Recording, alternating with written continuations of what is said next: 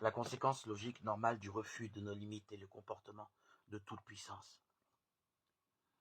Les formes que prend la toute-puissance sont extrêmement insidieuses et nous avons souvent énormément de mal à le reconnaître. Lorsque nous nous engageons dans une forme de toute-puissance, Dieu n'est pas à sa place et nous non plus, d'ailleurs. C'est pourquoi cette question est centrale dans le chemin de vie.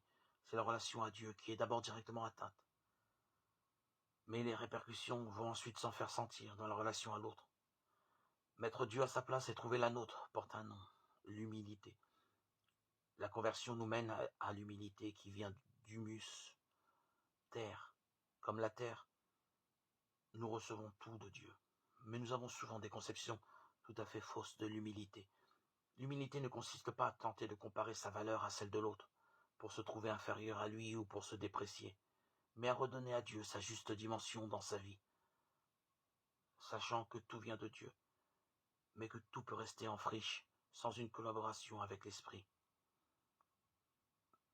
Nous avons deux manières d'être tout-puissants, en nous passant de Dieu ou en nous prenant pour Dieu. Il est facile de comprendre ce que signifie se passer de Dieu, mais se prendre pour Dieu peut se vivre de manière beaucoup plus ambiguë.